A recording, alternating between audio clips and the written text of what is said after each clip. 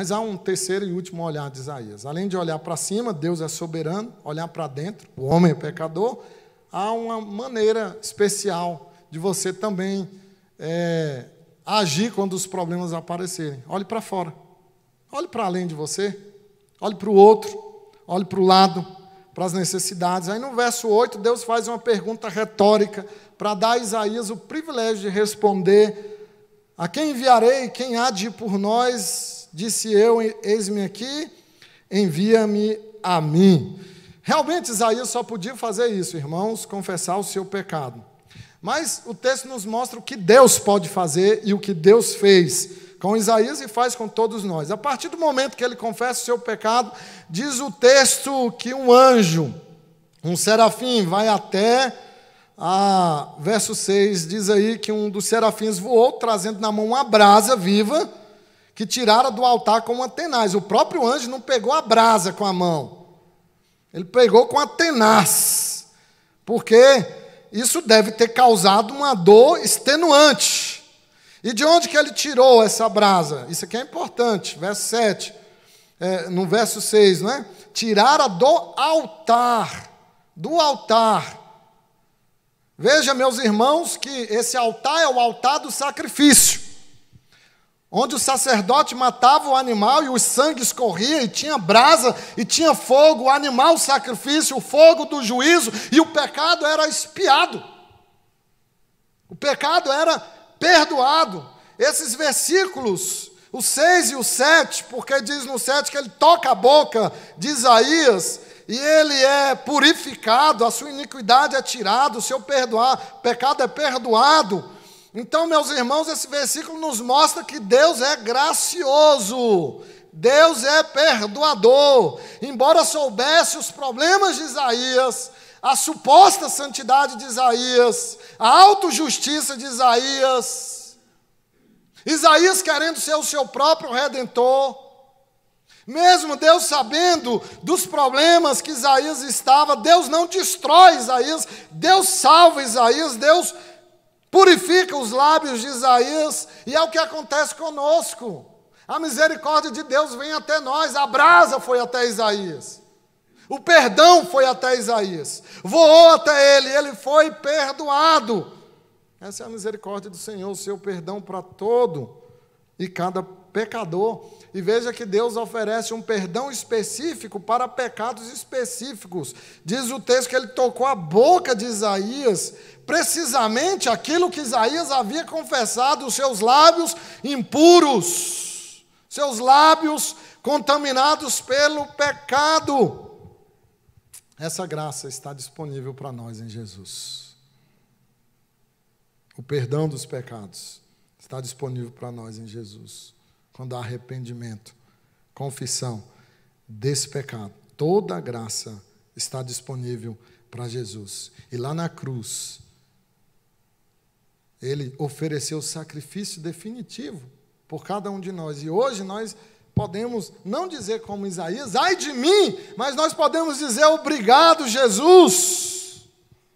Hoje nós podemos, pela graça, dizer obrigado, Jesus, pelo que o Senhor fez por mim na cruz. E aí, depois disso, vem a comissão. Quando Deus diz, quem vai por nós? Isaías, ele diz, eu vou.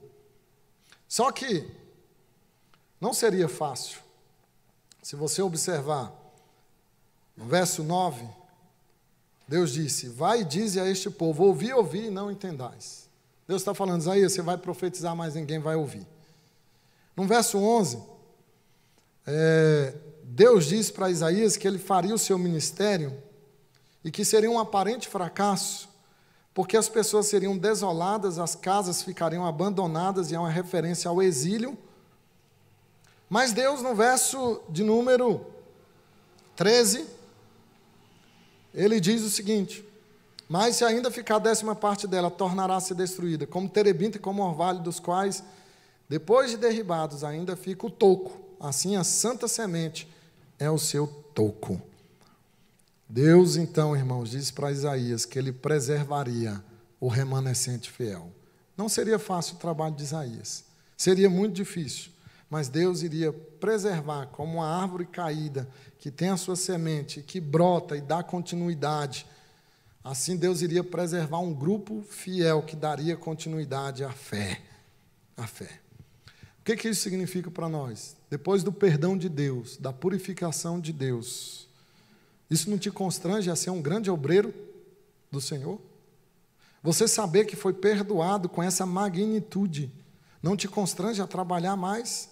Você consegue olhar para a necessidade da igreja, para a necessidade do mundo sem Cristo? Quando os problemas aparecerem na sua vida, não é o momento de ficar inerte, é o momento de se dispor a trabalhar. Eu quero encerrar, irmãos, dizendo que ninguém vai além da visão que tem. Ninguém vai além da visão que tem. Qual é a visão que você tem de Deus? Qual é a visão que você tem de você e da obra de Deus? Isaías, ele teve uma visão em 3 dimensões. Ele olhou para o alto e viu Deus soberano. Ele olhou para dentro e viu um homem pecador naquilo que ele mais tinha orgulho, naquilo que ele achava que tinha mais controle da sua vida, naquilo que ele se sentia com justiça própria, a sua boca. Ele era um profeta. E talvez você esteja fazendo coisas certas, mas com a motivação tão pecaminosa, tão ruim, que você vai ser condenado por isso também. Não importa se é certo o que você está fazendo.